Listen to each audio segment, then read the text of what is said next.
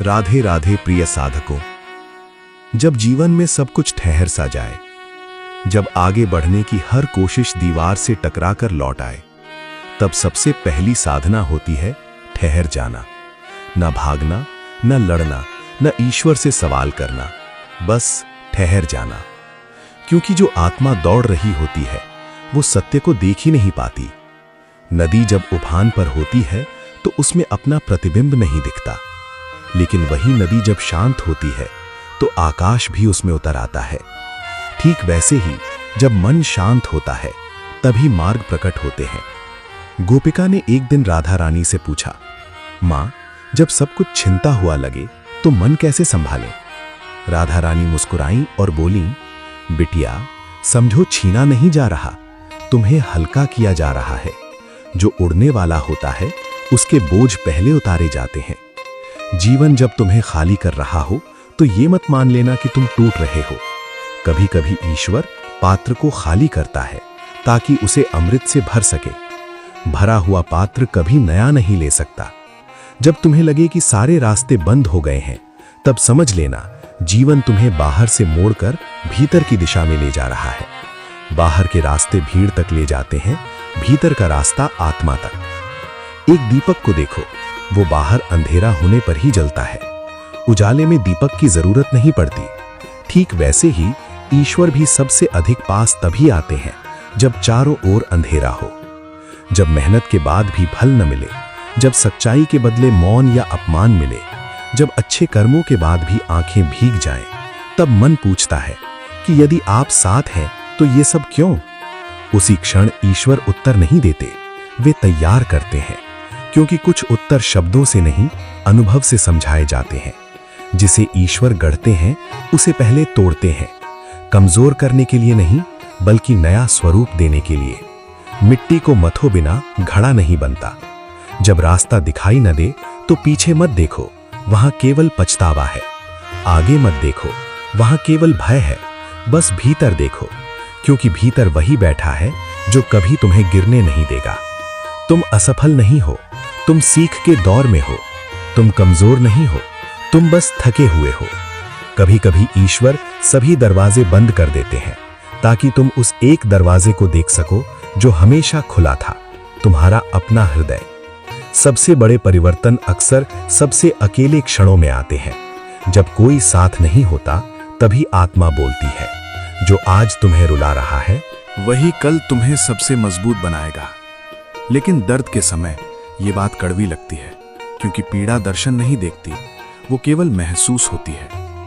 जो सह गया वही निखर गया, जो गिरकर भी खड़ा हो गया वही दीप बन गया।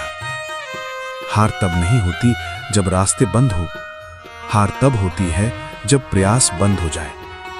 जब तक श्वास है तब तक संभावना है। मन बार बार पूछता है, कब होगा, कैसे होगा, होगा भी या नहीं।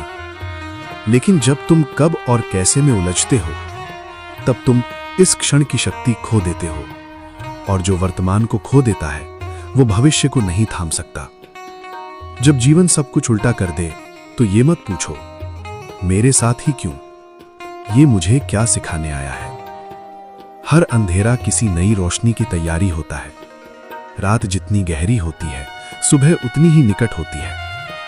अकेलापन सजा नहीं, साधना है। इसी मौन में मनुष्य अपनी आत्मा की आवाज सुनता है। जब बाहरी सहारे छूटते हैं तभी भीतर की शक्ति जागती है। ईश्वर तुम्हें कभी खाली हाथ नहीं छोड़ते। वे बस ये सिखाते हैं कि असली धन बाहर नहीं, भीतर है। जब सब कुछ रुक जाए तो शिकायत छोड़ देना। शिकायत आत्मा को कमजोर बनाती है। स्वीकार शक्ति देता है। यह समय कठिन है, स्वीकार करो। दर्द है, स्वीकार करो। लेकिन यह स्थायी नहीं है, यह भी स्वीकार करो। गिरना अपमान नहीं, गिरे रहना अपमान है। गिरकर सीख लेना ही असली विजय है। यदि आज कोई रास्ता नहीं दिख रहा तो इसका अर्थ यह नहीं कि रास्ता है ही नहीं। इसका अर्थ है तुम्हारी आंखें अभी तैयार हो रही हैं। मन को शांत करो, श्वास को धीमा करो और खुद से कहो, जो मेरा है वो मुझे मिलकर ही रहेगा। यही भरोसा है, यही भक्ति है और यही जीवन का सबसे बड़ा रहस्य। आज ये कथा उनके लिए है जिन्हें लगता है कि जीवन ने उन्हें किसी बंद कमरे में छोड़ दिया है। एक साधक था, नाम कोई नहीं, क्योंकि वो हर उस इंसान जैसा था जो रोज मुस्कुराता है लेकिन रात को अकेले रोता है। उसने कहा, मैंने सब किया, फिर भी सब रुक क्यों गया? तभी भीतर से एक स्वर उठा, क्योंकि अब तुझे दौड़ना नहीं, देखना सीखना है। जब मन भागता है तो सत्य छूट जाता है, और जब मन रुकता है तो ईश्वर प्रकट होते हैं। साधक बैठ गया, पहली बार बिना सवाल किए। भीतर की आवाज बोली, तू सोचता है तुझसे सब छीना जा रहा है, लेकिन सच ये है कि तुझे हल्का किया जा रहा है। पंख बोझ के साथ नहीं खुलते। उसने देखा, जब बाहर के दरवाजे बंद हुए तभी भीतर एक द्वार खुला। वो द्वार शब्दों का नहीं था, वो मौन का था। भीतर की वाणी फिर बोली, जब कोई साथ नहीं होता तभी मैं सबसे पास होता हूं। साधक रो पड़ा, क्योंकि पहली बार उसका दर्द समझा गया बिना समझाए। ईश्वर ने कहा, तू असफल नहीं है, तू निर्माण में है।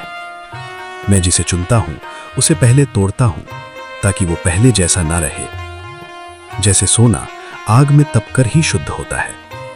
साधक ने पूछा, पर कब बदलेगा सब?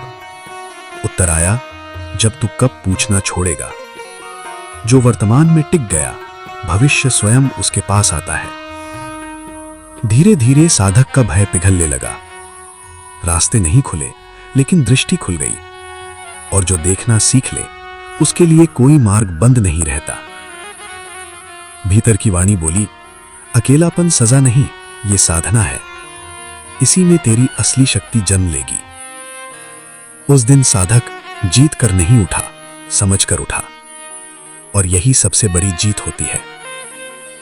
अगर ये कथा आपके मन को छू गई हो तो समझिए ईश्वर ने आज आपसे बात की है। इस संदेश को आगे पहुंचाइए, क्योंकि कोई और भी आज रास्ता खोज रहा होगा। जब जीवन में सारे रास्ते बंद लगें तो भागना मत, रुक जाना, क्योंकि जो मन शांत नहीं होता उसे कोई रास्ता दिखाई नहीं देता। ईश्वर कहते हैं, तुमसे सब छीना नहीं जा रहा, तुम्हें हल्का किया जा रहा है।